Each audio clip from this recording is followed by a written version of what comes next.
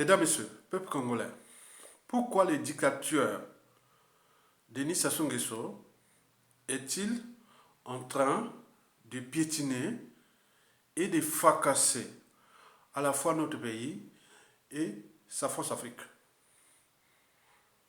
C'est tout le questionnement. Mais pour commencer, je vous informe que être citoyen, c'est d'être informé. Et pourquoi? Parce que l'ignorance est la pire des souffrances. Le savoir et la connaissance vous libèrent. Pour info, la mémoire se construit et se transmet. Et l'espoir se donne.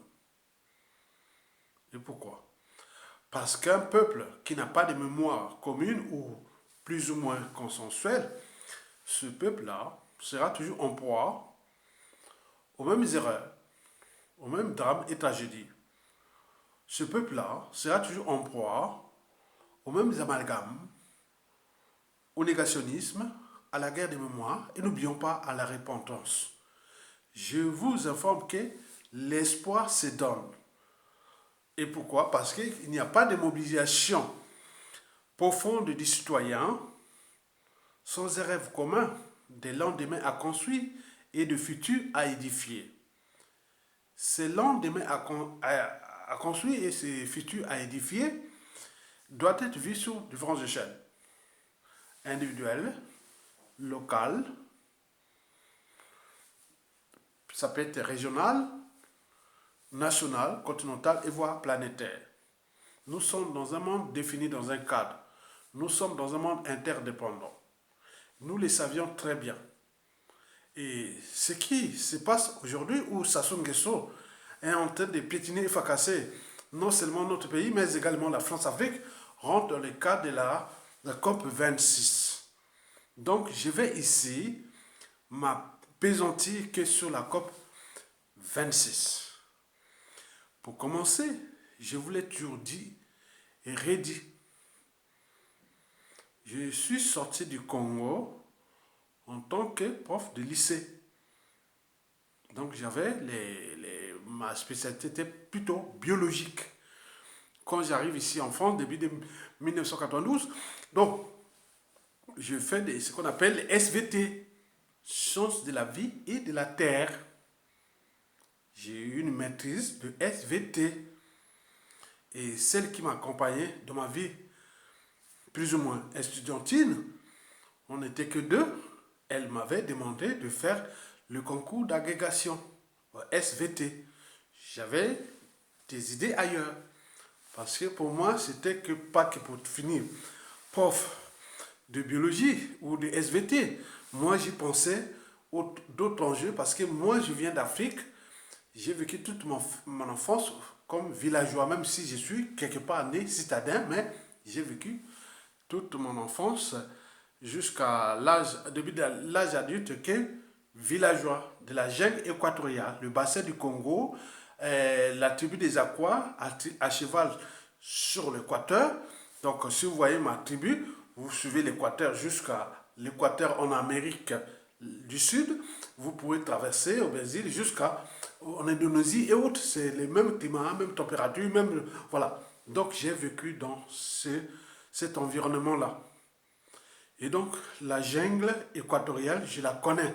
Les écosystèmes tropicaux, je les connais.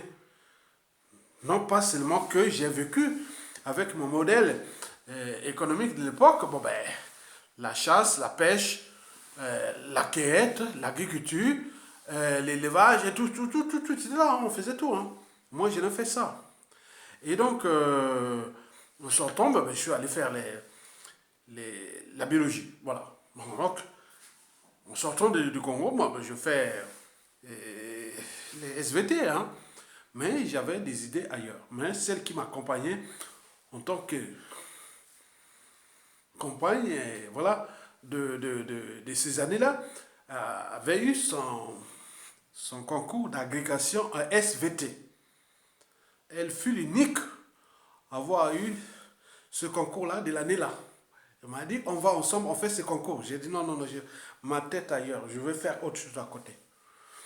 Donc, j'étais parti faire les sciences de l'environnement.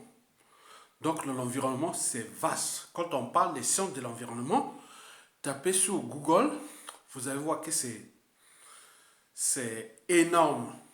Mais il faut avoir des bases. Mais ceux qui ont déjà des bases euh, des SVT sont plus avantagés. Parce qu'on parle d'écosystème, d'écologie et autres. Donc moi je connais ça, biologie, géologie et autres. Dans biologie, il y a plusieurs disciplines hein, qui partent de la microbiologie, c'est-à-dire les virus, les bactéries, et passant jusqu'au plus grand, l'échelle d'évolution voilà, paléogénétique et autres. Bon, en géologie c'est pareil, hein, ça parle de la géochimie jusqu'à en paléontologie et tout ce qui est les techniques des plaques, la géophysique du globe, surtout, alors que ça englobe beaucoup de sciences. Parce que derrière les SVT se cachent quand même les mathématiques, la physique, la chimie et autres, les sciences pures. Vous avez tout compris? Très bien. Donc j'en ai fait ça. Et donc je vous dis sincèrement, pour les Congolais qui vivent ici en Occident, ou les Africains francophones, il faut se dire, personne n'a le monopole d'être intelligent, d'être à une situation. Non, non, non, non. La plupart des cerveaux africains d'Afrique francophone ont été tous soit piétinés et fracassés. À défaut, bon, ben, on les utilisait comme on utilise. Certains, on donne les prix, les décors, autres comme les cadeaux, hein, les prix autres. Mais trouvez-moi un Africain francophone ici en France qui est écrit, invité à la télévision française, professeur de médecine, ou un général des armées françaises, ou tout ça, non, c'est pas facile. Donc vous comprenez les enjeux et les défis. Donc j'ai compris ça, donc j'ai dit, oh, mais attendez, moi je sors du lycée, bon ben je suis j'étais prof, bon ben je ne veux pas faire la même chose. Moi, après ma maîtrise de SVT, j'en ai eu plein de propositions. Hein. Aller faire un 2A de néologie à Bordeaux, aller faire l'endocrinologie, un 2A d'endocrinologie à l'Université Paris-Sud, aller faire un tour de géologie à... Donc il y avait toutes les propositions. Mais je me suis allé vers les sciences de l'environnement. Donc je vous l'ai dit que les sciences de l'environnement, c'est complexe. Quand on voit ce qui se passe dans nos écosystèmes urbains, on peut par exemple le problème de l'eau, ça touche l'environnement. Ce n'est pas que l'eau qui sort dans le robinet. Il faut suivre tous les cheminements-là. Comment il est traité, où il est capté, et autres. Comment mettre les règles, les normes, et autres. Il y a un problème de l'eau seulement. On peut aller sur l'agriculture. On peut aller, donc c'est très vaste. Donc ce sont des notions que je maîtrise beaucoup. Et donc, moi, j'en étais là parce que moi, j'avais trouvé ici quand même l'utopie hein, de ces... Parce que quand je me suis retrouvé dans ces sciences de l'environnement, bon, quelque part, je voyais déjà ce que je voulais en fait. Hein, mais sauf que j'étais dans un écosystème France-Afrique et qu'on connaît bien qu'il y avait des coups d'État, des nanana, donc tout est fracassé depuis on est là. Hein. Donc il y a beaucoup de cerveaux qui ont perdu leur vie, se sont déclassés, de ce ça. Il n'y a personne à les monopoles de dire ce que je suis en train de raconter quelque part mon histoire de l'intelligence d'un cerveau africain, congolais, qui aurait pu devenir quelqu'un qu'on connaît dans les pays libres et avancés ou développés. Notons au passage que je suis un Congolais de souche, de chez moi. Toute ma lignée familiale, paternelle et maternelle, il y a des histoires, surtout au niveau maternel, a eu des rencontres avec la colonisation dès le début du XXe siècle. Tout est décrit, on a des éléments, on a tout là-bas, donc on ne va pas heurter la sensibilité. Mais du côté partenaire, ça existe depuis la nuit des temps. Et donc nous avons des écosystèmes là-bas que je connais parce que mon père m'a expliqué ça. Donc on est parti de Brazzaville pour repartir au village. Et donc pendant les périodes tout post-coloniales. Vous avez tout compris. Et donc, j'arrive ici. Bon, c'était mon monde. Hein. Bon, on me demande, voilà, on a eu beaucoup d'étudiants, étudiants français, ou nanana. Bon, j'avais l'idée de c'est repartir, faire tout ce que je n'y pensais pas dans le sens de l'arrogance intellectuelle haute. Je suis de... C'est-à-dire, tous ceux qui m'ont connu depuis là, le pays, moi, toujours dit que c'est que, hein, je vous dis sincèrement, ce que Angela Merkel a fait, hein, Angela Merkel, c'est une physicienne. Beaucoup de Congolais qui m'ont connu, qui me connaissent depuis la nuit des temps, m'ont dit tu étais comme Angela Merkel. Donc je suis toujours dans les consensus. Je cherche là toujours les consensus. Je veux pas qu'il y ait du mal, qu'on fait du mal aux uns aux autres. Non, je sais tout dans le. Donc je cherche. Ah non, mais c'est pas facile quand on gère les humains. Et donc j'étais comme, vous voyez, Angela Merkel. C'est 16 ans, je sais pas, 18 ans de sa chancellerie. Bon ben, attends, comment elle gérait autre. Moi, j'étais toujours dans le consensus. Et donc, ce consensus-là, ce n'est qu'un mot-clé. Parce que derrière le consensus, il y a des mots-clés. Arbitrage, antagonisme, positionnement, synergie, complémentarité et tout. Mais il faut des outils d'aide à la décision. Il faut que les gens qui ont forcé certaines barrières, de la raison, de la liberté, de la dignité, de la conscience, le but de la condition humaine, les caractères sacrés de la vie humaine, les écosystèmes et tout compagnie. Mais il faut ça, mais parce que ça s'apprend déjà au niveau des sciences naturelles. Bon, on connaît ça, l'histoire de la vie quelque part. Donc, moi, je me déplace dans la nature française, je suis comme on regarde un animal qui hume comme ça, qui regarde, il fait sentir dedans. Pourquoi mon animal, par exemple, le cas des animaux domestiques, ils font là, non, mais c'est ça. Donc, je connais vraiment, c'est des détails. Donc, vous avez tout compris.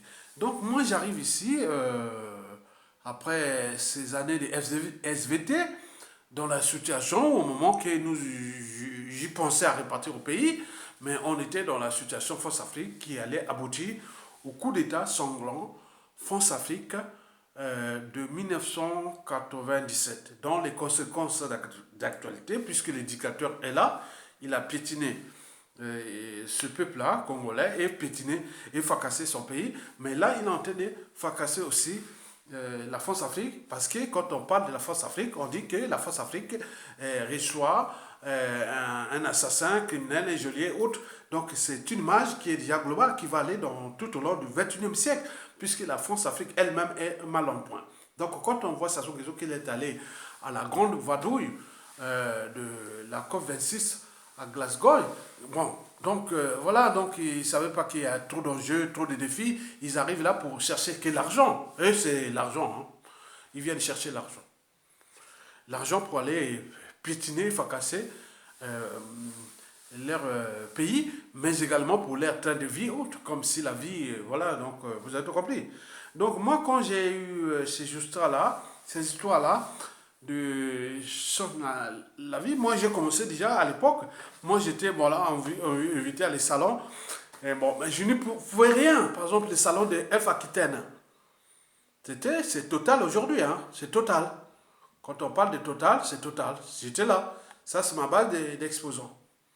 Mais j'étais pas. C'est-à-dire, vous voyez, on est pris quand même quelqu'un qui est en train de fracasser, une entreprise qui est en train de fracasser votre pays. Mais pour les circonstances et tout ça, j'étais là. Bon, je peux vous en parler. Bon, j'étais là.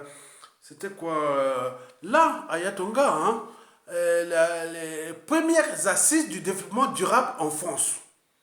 C'est l'enceinte de l'écologie. Ça s'est passé en 1995, non 96, voilà. C'est le début de la COP, hein, un peu de la COP. Nous avons fait tout ça avec. On était dans l'utopie, on était allé en Sologne, en France. Hein, quand vous tapez en France, en Sologne, on était dans l'utopie. J'ai dit, non, mais j'ai trouvé des copains et autres, mais je savais bien qu'on était dans une France Afrique, quoi. Que ce n'étaient pas tes copains. Mais il y avait des gens, ben, il y avait des universalismes qui étaient là. Mais j'ai compris ça par la suite, quoi. Puisque tous les autres, quand on sort là, ben, ils ont eu des postes de responsabilité énormes. Même nous, là, non, on n'a pas, on nous donne en bas. Ah bon, c'est très bien. C'est bien. Et donc, il y a eu... bon, j'ai été aussi à Polytech Lyon. Hein. Ça, c'est Polytech Lyon. Hein. Attends. Polytech Lyon est là. J'ai fait exposant là-bas à Polytech Lyon. Je peux vous en ajouter, que ce soit de l'ADEME, l'Agence de l'environnement et de la maîtrise de l'énergie. Il y a eu plein de trucs qu'on a fait. mais je me suis retrouvé qu'il y avait du racisme, il y avait des codes qui sont établis par rapport à certaines intelligences qui ont gardé leur nationalité africaine, mais qui étaient dans le giron force Afrique. Peut-être, on ne sait pas, on ne sait pas. Moi, je dis sincèrement, on a eu tous les diplômes qui étaient à la mode. On était à la mode. Mais comment les deux noirs et un arabe et autres, ils n'avaient même pas rien du tout. Les autres avaient des fonctions énormes. Bon. Et ce même gars, demain, Sassou Nguesso, donc il est arrivé, j'arrive là, d'ancien de tout. Ce qui se passe en Afrique aujourd'hui, qui va se passer tout au long de ce 21e siècle. Je vous l'ai dit que dans la vie, n'humiliez personne. N'humiliez personne. N'humiliez personne. Même un animal, même un individu, encore moins un peuple et autres. On voit ce que ça donnait historiquement. N'humiliez personne. Quels que soient les enjeux, trouvez les synthèses, trouvez les autres. Mais beaucoup d'Africains furent humiliés ici en France, avec les diplômes et autres, tout ça. Regardez bien des diplômes, hein, des docteurs, des professeurs, des cerveaux, donc des exécutants. On vous met derrière un laboratoire, derrière là-bas, tu fais le travail, on vient te prendre, c'est celui qui va te parler à ta place. Et autres, on a eu ça, hein. Moi je vous dis sincèrement, c'est la réalité. Bon, beaucoup avaient fui aux États-Unis, au Canada, et partout. Mais ce qui va se passer, c'est que, et ceux qui furent frustrés par ça, et surtout pour les nous Africains arabes, ils sont montés dans le terrorisme ou là. Donc la France est en danger parce qu'elle a humilié beaucoup de gens. Donc je vous dis sincèrement, n'humiliez personne. Donc moi je vous dis sincèrement, et tous ces trucs-là, c'est moi. Hein. Donc il y en a beaucoup, il y a énorme, hein, je vous dis. Parce que certains, pour beaucoup des sudistes, hein, je parle des sudistes congolais, hein, au sud du Congo. Pour ceux qui m'ont connu avant que j'arrive en France, ils savent bien que c'était un scientifique, et nanana. Bon, d'autres qui m'ont connu ici en France, bon, ils savent bien que il a fait la fac des sciences de l'université Champagne-Ardenne, la capitale de la Champagne. Quand vous vivez du Champagne, ça vient de la Champagne. L'université, c'est de la Marne. C'est là où j'ai étudié. J'ai fait des expérimentations du Champagne, des stades là-bas, tout. Donc, la Champagne, quand vous voyez du Champagne, là, c'est pas que ce soit les raisins, les pinots, les chardonnays, tout. Bon, dans tout ce truc-là, moi, je suis biologiste, hein. Voilà, donc, que ce soit les essences, biologie végétale, physiologie végétale, même la biochimie végétale. On ne parle même pas de la biochimie végétale, mais il y a la biochimie végétale. Hein. Il n'y a pas que la biochimie animale et humaine, hein. Il y a la biochimie végétale aussi. Bon, donc voilà, donc on était là pour être au centre des décisions, pour mettre dans notre pays des outils d'aide à la décision. Que ce soit des centres de recherche et développement, que ce soit des associations, que ce soit tout était là programmé pour mettre ça pour le cadre de développement global. Hein, tu voyez déjà, en tenant compte de nos écosystèmes qui sont du bassin du Congo, qui est quand même quelque part très important pour la régulation du climat planétaire. N'oublions pas les ressources naturelles, les matières fossiles, les terres rares et les minéraux autres qui fait aujourd'hui que 60% des ressources qui font des technologies militaires, civiles et autres, beaucoup viennent de chez nous, le bassin du Congo, on le sait, dans la République démocratique du Congo. Donc le bassin du Congo. Bon, donc, mais, que faire? Bon, j'avais eu beaucoup de propositions en Afrique, et même j'avais un ami qui m'avait proposé d'aller travailler pour un centre de traitement de déchets ménagers en Australie. Je me rappelle à l'époque, j'ai refusé parce que je parlais mal anglais, il fallait aller faire ceci, c'était la période de baby boom. Et donc, donc vous comprenez ça, hein, donc c'était compliqué. Moi, on m'a dit que vous, Noirs africains, la zone force Afrique, il faut que tu sois petit, rien du tout, tu sers à rien, mais sinon, si tu veux être comme tout humain qui est intelligent, on va te fracasser. Donc voilà, donc moi j'ai compris ça. Et donc, c'est la raison pour laquelle ces années-là, je suis resté tout petit. Jusqu'à. Voilà. Donc, pour les Congolais qui m'ont connu ici, certains croyaient que j'étais un financier. Non, j'ai jamais été financier, j'ai jamais fait les sciences économiques, même si j'ai formé des Congolais en assurance vie, et placement, les trucs financiers, quoi. J'ai vendu j'étais devenu assureur. Donc, c'était comme ça. Hein. Donc, on s'adapte, j'étais assureur. Mais j'ai vendu même les livres à Hachette à Paris. Et j'ai formé beaucoup de Balouba. Hein. Ils sont là, hein. Le père est là, hein. Il est là, il connaît, j'ai formé. Donc moi, c'est l'intelligence de savoir. Je cherche toujours à multiplier les talents et les bonnes volontés, quelle que soit la race. C'est moi l'esprit. Parce que moi, historiquement, jusqu'à nos jours, je suis l'esprit de l'éducation de l'humain, de l'individu. J'ai eu des noirs, des blancs, autres. Moi, je vous informe une histoire.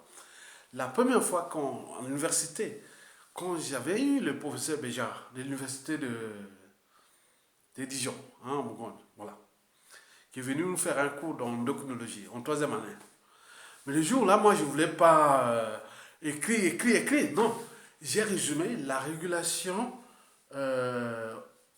des glandes thyroïdiennes. J'ai résumé la régulation de la pression artérielle. J'ai résumé tout et tout là par des dessins entre le cœur, le cerveau, autres. J'ai mis les hormones, Vous avez vu, c'était génial. Je pense que pour ceux qui sont à Dijon, qui sont de la famille de fin professeur Béjar, ils pourront dire, ah oui, il avait dit lui-même. Il a noté ça à Dijon là-bas. Il a envoyé ça à Yatonga 19/20. Donc ça vous motive. C'est comme le premier jour, quand je rentre au collège, à Makwa, chez moi dans Tellement, la première l'école 1, le professeur Mianza, la première épreuve donc il y avait l'anglais, histoire, histoire géo, tout ça, français, tout ça. Mais on fait les premières épreuves, on veut donner la note. On vient comme ça, bon, je ne sais pas, écoutez, celui qui avait eu 20/20 là, je ne me rappelle plus de ce mec-là, mais j'avais fait une petite erreur. J'ai eu 19/20, j'étais le deuxième. Bon, là, ça motive, ça motive.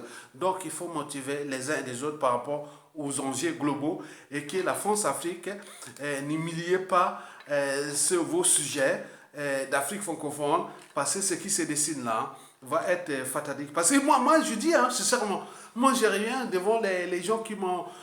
tous ces trucs-là, il y a eu beaucoup de... Je ne veux pas aller tout ça. Il y en a plein que j'ai participé à pendant qu'on fait le coup d'État Congo, France, Afrique et tout compagnie. Moi, j'étais au cœur de l'environnement. Hein? Des écosystèmes et développement durable et tout ça. C'était des trucs pratiques. Même jusqu'à aujourd'hui, j'ai encore plus des données qui touchent la permaculture, qui touchent beaucoup de choses que les Congolais ne savent même pas. Ils sont là, on discute comme ça. Non. Nous, on réfléchit pour le monde de demain. Et donc, moi, je voulais seulement dire que Sassou Nguesso a fracassé notre pays. On le sait déjà, il est en banqueroute, en faillite et autres. Il a pétiné ce peuple-là. Parce que depuis ces années-là, il y a du lourd, hein, du lourd, d'intellectuels, de militaires, de tout sont tombés. Même nous, aujourd'hui, on se demande, attends, à quoi ça sert d'être ministre, chef d'état-major des armées, chef quoi? Qu'on n'ait rien, on peut se trouver comme mon coco, on peut se trouver comme Guy Parfait Kolela, on peut se trouver comme ça avec... Donc, il y a des moments, ça... Mais ce n'est pas que chez nous, c'est dans toute l'Afrique francophone. On peut au Gabon, au Cameroun et autres. Historiquement, au Côte d'Ivoire, au Togo, au Bénin et partout. Mais heureusement, voilà. Donc on peut, au Bénin, bon, entre parenthèses, mais on a vu au Mali. Vous voyez, donc l'Afrique, quand elle sera libre et debout, le monde sera en paix. Parce que nous, on n'est pas venus les chercher. On n'est pas venus chercher ni les Français, ni les Blancs, non, rien. Ils sont venus nous trouver. Maintenant, nous, on leur dit, bon, établissons des règles pour que nous, on reste chez nous et libre et autres, avec nos partenaires, on fait comme ça. Mais non, on ne veut pas. Mais non, mais vous êtes immigrés, vous êtes ceci. Non, regardez ce qui se passe là. Je vous expliquerai ces situations en intégrant toutes les dimensions des écosystèmes, des sciences de l'environnement, parce que regardez là, dans l'Europe de l'Est, là où les gens savent, il y a la production des déchets ménagers assimilés et de tout ça. Mais n'oublions pas, attends, c'est compliqué. J'ai voulu les sciences de l'environnement. c'est un domaine très très vaste. Mais il faut avoir les connaissances déjà en SVT, en sciences pures. Il faut avoir des connaissances en droit, hein, que ce soit public ou privé. Il faut avoir des connaissances en psychologie. Il faut avoir beaucoup de connaissances en sociologie, parce qu'on peut faire des études sociologiques, autres, mais également en termes de communication journalistique. Il faut avoir des données d'investigation qui allez voir les scientifiques, les spécialistes par rapport à votre environnement, autre, qu'est-ce qui se passe, et vous pouvez avoir cette grille voilà. Donc, les sciences de l'environnement, donc, on intéresse tout le monde. Ça ne dépend pas que des scientifiques, ni d'écologistes, ni des activistes, c'est tout le monde parce que c'est un sujet qui touche la vie de tous les jours. Je vous ai parlé du problème de l'eau. Quand vous ouvrez l'eau, vous buvez l'eau, mais il faut déjà aller voir la composition de l'eau. Il y a des minéraux là, dans l'eau. Ces minéraux-là rentrent dans l'équilibre de notre corps, parce qu'il y a le calcium, il y a le sodium, il y a les bicarbonates, il y a donc vous continuez à sortir déjà de là. Et là, vous rentrez dans l'homéostasie. L'homéostasie, c'est la régulation de la composition du sang, pour que nous soyons en paix, pour que nous soyons en bonne santé. Le sang, c'est la vie, parce que quand le sang est perturbé, ça peut créer les battements de rythme cardiaque accélérés ou nana. Donc, vous avez tout compris. Maintenant, quand on sort de l'eau là, donc la qualité de l'eau a désormais trois défis. Le défi est d'abord de santé publique, mais également de défis technologiques. N'oublions pas, politique. Comment cela s'est fait qu'un dictateur prive tout un peuple de l'eau potable? Donc c'est un crime contre l'humanité, puisque l'eau c'est la vie. Mais en sortant de ces principes-là, on rentre dans le cheminement. Comment là on va capter, comment on le traite, comment on le fait. L'eau c'est le monde. Donc je peux vous en multiplier, que ce soit l'électricité, comme les barrages hydroélectriques, qu'on peut voir. Donc il y a beaucoup de choses qui intègrent ce qu'on peut définir dans ces parties, c'est-à-dire bon, les ministères, chez nous, le ministère de l'écologie ou de l'environnement, développement durable, des eaux et forêts, de tout ça combiné, bon, ça c'est beaucoup de choses là, parce que l'enjeu est déjà l'équilibre des cycles de vie, énergie-matière dans votre pays, la gestion de vos ressources naturelles. La gestion de ces ressources naturelles-là, c'est très important pour l'humanité. Regardez bien que la régulation du climat planétaire, bon, il y a des océans, on nous parle des océans, on vous parle des océans, mais nous, on connaît déjà ça, on voit ça. Hein, la photosynthèse, les algues, on ne va pas aller ça. Parce que si je prépare un cours, je ne vais pas parler comme ça. C'est des trucs qui sont déjà écrits, et j'écris dans les titres, on va partir. Donc, je vous vois un peu des trucs, un peu, voilà. Donc, notre bassin du Congo est très important pour la régulation du climat planétaire. Mais quand on voit tous ceux qui sont venus du bassin du Congo, la plupart sont des régimes douteux, politiques douteux, avec des techniciens qui sont douteux. Ils viennent là pour chercher des financements. Ils ne viennent pas pour leurs écosystèmes, ni penser déjà l'enjeu d'éducation. Et tout ça, et comprendre les paysans autres. Moi, pourquoi je parle du statut du paysan dans notre bassin du Congo? Parce que le paysan, attendez, moi quand je vais arriver de France, après 30 ans de France, je vais arriver là-bas, il faut me dire, moi je vais être dans... J'ai des réflexes, je continue à cultiver ces réflexes, que ce soit l'agriculture, que ce soit la culture du manioc, que ce soit la culture de tout. Je vais arriver, moi je vais faire les mêmes trucs, je n'ai pas besoin de m'habiller, faire les autres qui c'est comme si c'est sale, les profs. Moi je vais arriver, non, moi je vais me mettre tout sale comme les paysans, parce que j'ai les réflexes. Je vais aller pour la pêche, il y en a tellement de techniques de pêche. Pour nous, là, que j'ai pratiqué là-bas, je vais aller demander là-bas, dans ma tribu. Il n'y a pas besoin de tricher. Les techniques de chasse, j'en ai plein, qui s'associent au filet, au fusil. Donc, il y a tout. N'oublions pas toutes les techniques de survie. Bon, donc, que nous avons élaboré, que j'ai élaboré, puisque après, bon, ben, j'ai mené des campagnes de... On pourrait dire ici, on voit les stades de survie au milieu de Jenga, là. Moi, j'ai amené mon oncle, petit-oncle, et mon petit frère et tous les autres, on allait passer 2 mois dans la jungle équatoriale, à 2 pas du parc national de Djala. Donc, on était là, des gens, avec 2 mois, avec la pirole, les fusils, les filets, et autres. On vivait là comme en toute autonomie, dans un milieu jungle, on connaît bien les réflexes. Qu'est-ce que vous allez faire? Quelqu'un qui a vécu ça, qui en plus a fait les études supérieures dans ces domaines, plus il a vécu en Europe, il a fait ce qu'est-ce qu'on veut en rechercher. Donc moi, je reste humble. Donc quand les gens viennent parler de, oui, développement durable, et que la diaspora, non, ça ne m'intéresse pas. En fait, moi, le but est que ça se parte, et pas. Mais l'enjeu est de comprendre du nord au sud, de l'est à l'ouest, et comment nous allons repenser notre pays. On intègre les dimensions de la liberté, la dignité, le caractère sacré de la vie humaine, la raison, la justice, le devoir de mémoire et autres. Et c'est un peu de trouver le consensus entre nous-mêmes, à l'échelle de notre pays, le consensus entre nous-mêmes, à l'échelle du bassin du Congo, et nous sachons que, en présence de la France-Afrique, nous serons toujours en rapport de force. Hein? Donc, il faut des rapports de force. Ça ne va pas se négocier comme ça. C'est pas les langages. Ils ne connaissent pas ces langages-là. Parce qu'ils ont acquis des expériences de prédation, de domination depuis la nuit des temps. Donc, ils nous voient comme bas. Donc, quand on se lève, ils vont vous fracasser. Donc, mais il y a d'autres requins qui arrivent là, d'autres puissants, d'autres ceci. Donc, on va jouer ça. Mais eux, ils seront obligés de soumettre. Mais ils seront toujours aux aguets. Ils ne vous pardonneront pas que vous voulez vous élever. Mais eux-mêmes, ils vont s'affronter avec des profils ou des trucs qui sont là. Mais l'humanité, à l'échelle de la France-Afrique, l'échelle de la France, je vous dis sincèrement, ce que la France-Afrique fait là, beaucoup de Français n'aiment pas ça. Ce que les ex-pays colonisateurs ont déjà fait depuis la nuit des temps. Le Portugal, l'Espagne, la Grande-Bretagne, l'Italie, la Belgique, même l'Allemagne et autres. Simplement, la France reste le dernier État colonial. Mais elle est en difficulté, puisqu'elle est maintenant entourée des concurrents qui connaissent le langage, parce que le problème, c'est le problème de migration. Ce n'est pas la Syrie ou non, ça va se passer, ça va se résoudre. Mais le problème reste, c'est l'Afrique. L'Afrique où? L'Afrique francophone. Là où la France, voilà.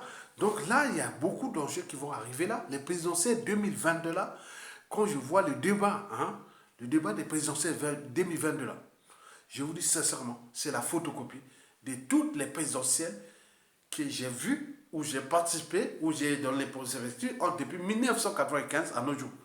C'est jamais changé. Les vrais sujets de la transformation future de la France, non. Donc il y a cette oligarchie politico-affairiste et de toutes ces élites corrompues autres qui jouent leur jeu, que quoique, voilà. Mais on voit par les indicateurs macroéconomiques la dette, la force. Mais, attendez, le fonds CFA, les bases militaires, autres, comment, attends, les nucléaires, les déchets nucléaires ou les matières fossiles qui vont prendre en Afrique quand il y a des trucs de boycott, autres. Donc, ils n'y pensent à rien, ils sont dans leur monde. Ils croient qu'ils sont là. Mais la France est en danger à cause de l'entité des indicateurs. C'est la raison pour laquelle j'avais dit que l'avenir de la France, elle est en Europe. Bien entendu, l'Europe, il y a Europe, il y a l'Europe occidentale et l'Europe de l'Est. Mais cette Europe de l'Est-là, elle n'est pas colonisateur, anticolonialiste. Donc là, avec les problèmes d'immigration, ça va se diviser aussi en Europe. Même au sein de l'Europe occidentale. Attends, peut-être la Belgique, l'Allemagne, ils font le double jeu parce que voilà, donc on comprend bien le jeu. Mais l'Italie, le Portugal, l'Espagne, même la Grande-Bretagne, ah non, non, non, non. Allez voir les pays nordiques. Ah non, non, non, non, non. La France, non, avec sa monnaie coloniale, avec ceci, le monde de demain. Ah non, non, non, non. Donc la France qui va certainement s'affranchir de la monnaie coloniale. Et là, c'est fini. Donc si elle ne pense pas avant, voilà. C'est pourquoi je l'ai dit, le malheur à venir de la France, c'est d'avoir entretenu la France-Afrique. On ne gère pas des robots, on ne gère pas des animaux, on gère des humains qui ont été brutalisés. C'était des sociétés très avancées, très éduquées, très sociaux, parce que l'humanité est faite des relations sociales. Quand on voit les insectes sociaux comme les termites, comme ceci, les abeilles et autres, on voit que l'humanité aussi, il y a eu des peuples qui sont restés vraiment sociaux. Nous, on est venus nous piétiner, fracasser, mais on cherche à se reconstituer. Mais donc, ça va se reconstituer. Donc, moi, je vous dis sincèrement que ça soit en train de piétiner la France-Afrique. Parce que c'est l'image. Dès qu'on voit la France et autres, mais attendez, est-ce que vous pouvez voir ce que ça vient ici en 4 minutes ou en visite autre, et vous voyez ça aux États-Unis ou ailleurs ou autre? Non, non, ça ne se passe pas. Parce que de toute façon, c'est la pièce maîtresse de la France-Afrique. Quand vous avez une machine, quel que soit le vélo, la machine à laver, la voiture, autres. Bon, quand il y a une pièce maîtresse qui est en panne ou qui n'existe plus, voilà, on tombe, c'est fini. Hein. On sent. Regardez un avion ou un bateau sans gouvernail et autres, bon, on voit que ça a ralenti. Vous voyez la France-Afrique, depuis la mort d'Omar Bongo, on voit que ça, il reste ça sont les gardes du Cameroun et autres. Donc c'est ça. Ils ne savent même pas que la France-Afrique, c'est comme un oiseau qu'on est en train de le déplumer et au moment qu'il va, non, c'est fini. Parce que le monde n'a jamais existé comme ça, que sur la prédation, la super prédation, voilà. Donc ça n'existait pas. Parce que ce n'est pas dans notre ADN. Parce que dans la chaîne alimentaire ou dans les écosystèmes naturels, bon, les animaux, bon, les lions, parce que ce sont des carnivores, on sait bien qu'ils ont acquis des techniques de chasse et autres, mais on peut en multiplier, par exemple, les herbivores, par exemple, et voilà, avec les herbes et tout. Bon, donc, mais nous, on n'est pas là comme ça. On est omnivore. Mais également, on a franchi certaines barrières de la raison de l'humanité et autres. Donc, ce monde-là est comme ça. Donc, faites attention à ce que la France est en train de subir là, parce qu'elle est en tension. Et dans cette tension, nous devons l'accompagner. Parce que la France, malgré les apparences, reste une démocratie, il reste une société dynamique, et nous devons l'accompagner dans le sens de la dire que, bon, les temps, voilà, il faut se transformer, quoi. Comme l'ont fait les anciens pays colonisateurs, quoi. Il ne faut plus avoir des bases militaires vraiment abusives, comme ça, des monnaies coloniales, et des points. Donc c'est tout. Après, on pourra avancer. Et la France reviendra dans la dynamique des nouvelles synthèses civilisationnelles. Je vous remercie. À bientôt.